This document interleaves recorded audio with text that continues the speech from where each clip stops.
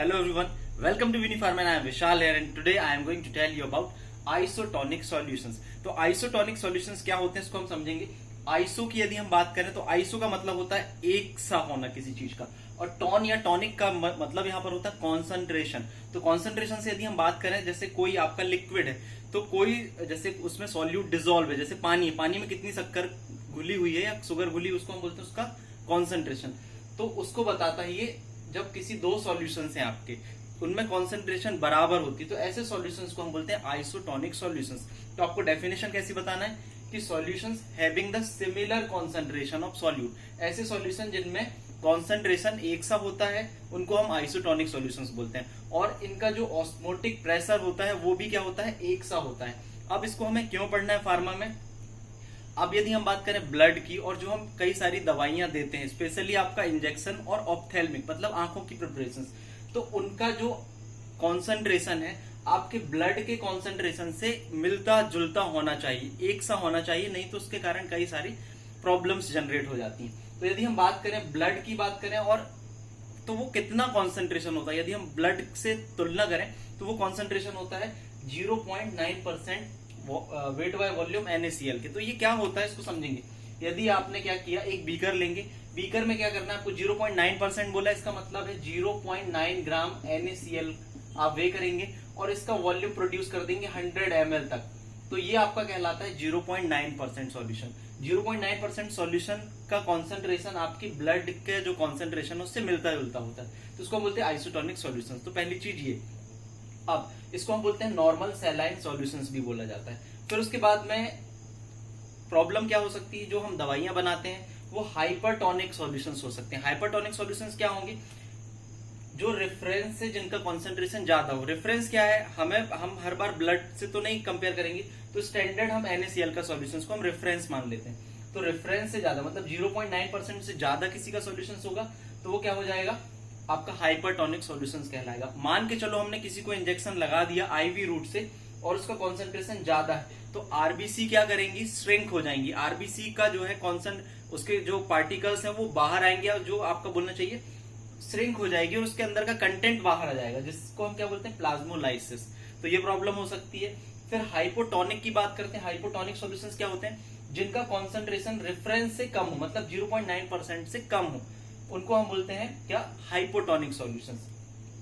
जैसे मान के चलो 0.1% NaCl, यहाँ पर कितना जरूरी होता है 0.9, तो यहाँ 0.1% NaCl सॉल्यूशंस में यदि हम आरबीसी मतलब रेड ब्लड सेल्स हमारी बॉडी की ऐड कर देंगे तो वो स्वेल हो जाएंगे। जैसे हम पानी में किशमिश को ऐड कर देते तो किशमिश फूल जाती है, तो वैसे ये होगा, बस्ट हो जाएगी, उसको हम बोलते हैं हीमोलाइसिस। तो वैसे ही होता है यदि हम इंजेक्शन लगाते हैं या आंखों की जो प्रिपरेशंस होती हैं, आंखों की प्रिपरेशंस को यदि हम यूज कर लेते हैं और वो यदि हाइपरटोनिक और हाइपोटोनिक है, या इंजेक्शंस को, तो ये चीजें हो सकती हैं। मतलब इस तरीके से जो हमारी बॉडी की सेल्स हैं या आरबीसीज में प्रॉब्लम क्रिएट हो जाती है।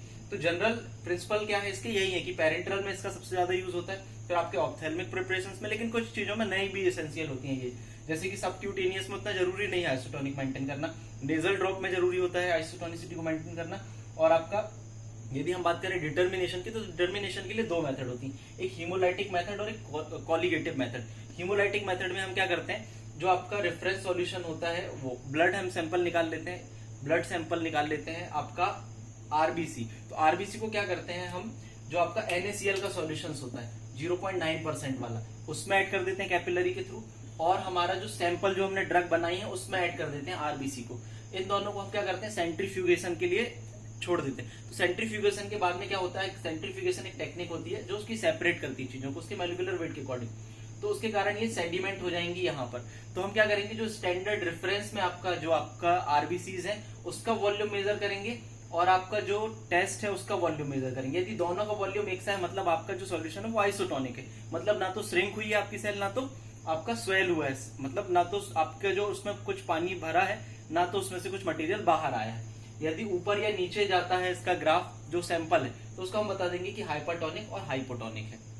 फिर उसके बाद हम बात करते हैं एक और, इसमें पूछा जाता है एलिगेशन मेथड से कैलकुलेशन करना। तो एलिगेशन मेथड क्या होती है, आपको अल्कोहल का परसेंटेज होता है, जैसे कि 60%, 70% और हाईएस्ट आप जाएंगे तो 90%, 90, 100% के यदि पॉइंट ऑफ व्यू से बात करें तो मोस्ट प्रोबेबली 95% आपका हाईएस्ट परसेंटेज हम बोल सकते हैं कि अल्कोहल का।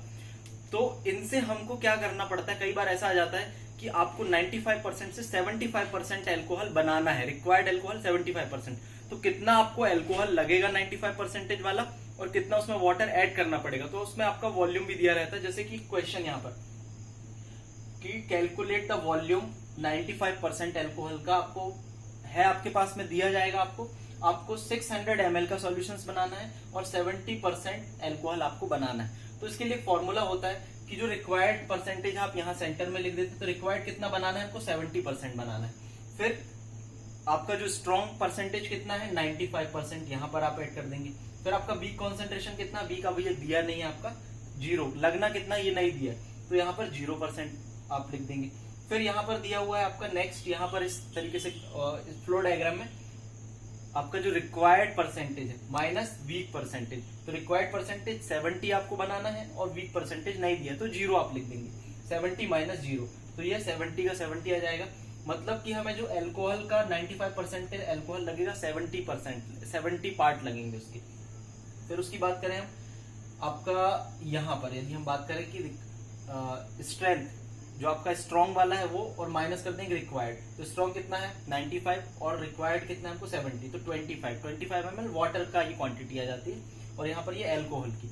लेकिन हमको बनाना कितना है, यदि 100 ml के लिए बनाने आएगा तो 100 ml में हम ये कर देंगे 70 ml हम एल्कोहल ऐड कर देंगे और 25 ml हम वाटर ऐड कर देंगे, तो आपका बन जाएगा 70%। लेकिन आपको इस 600 ml के लिए आया तो उसके लिए आप इस तरीके से, या और भी कई क्वांटिटीज में पूछे जा सकती हैं। तो एल्कोहल का परसेंटेज आप इसमें क्या करेंगे, 600 यहाँ लिखेंगे जितना आपको बनाना है, मल्टीप्लाई करेंगे एल्कोहल के लिए 70/95 से, तो ये आ जाएगा, ये वैल्यू आ जाएगी। वैसे वाटर के लिए 600 प्लस कितना है आप मल्टीप्लाई बाय 25/95% से, तो ये आ जाएगा। इतनी क्वांटिटी आप ऐड कर देंगे एल्कोहल की 95% वाले, और इतनी क्वांटिटी आप ऐड कर देंगे किस चीज के लिए, ये कब करना है जब आपको अलग से वॉल्यूम पूछा जाएगा। नहीं तो 100 ml के लिए सिंपल ये जो क्वांटिटी है इतना वाटर आप ऐड कर देंगे तो आपका क्या बन जाएगा 70% बन जाएगा 95% से। तो ये हुआ आपका सिंपल कैलकुलेशंस किस चीज का, एलिगेशन मेथड और आइसोटोनिक। इसमें एक और पूछा जाता है परसेंटेज सॉल्यूशंस क्या होते हैं। तो परसेंटेज क्या होता है, 100 पार्ट्स को हम परसेंटेज बोलते हैं। तो परसेंटेज मतलब 100 पार्ट्स में 100 मिलीलीटर या 100 आपके ग्राम में कितना आपका सॉल्यूट के पार्ट्स प्रेजेंट है उसको हम परसेंटेज बोलते हैं। जैसे कि 10% वेट बाय वॉल्यूम, इस तरीके से चीजें पूछी जाती हैं। ये वेट वॉल्यूम बाय वॉल्यूम भी होता है, तो इसको हम और भी अलग क्लासेस में करेंगे। तो ये अभी सिंपल था आपका आइसोटोनिक सॉल्यूशंस क्या होते हैं और आपका एलिगेशन मेथड क्या होते हैं। तो ये सिंपल फॉर्मूला और ट्रिक से आपको इस तरीके के क्वेश्चंस, ये कई बार एक क्वेश्चन पूछ लिया जाता है, तो आपको इसको ध्यान में रखना, इस फॉर्मूले को याद कर ले और इसको पुट करके वैल्यू को आपको आंसर निकाल लेना। So thank you and all the best.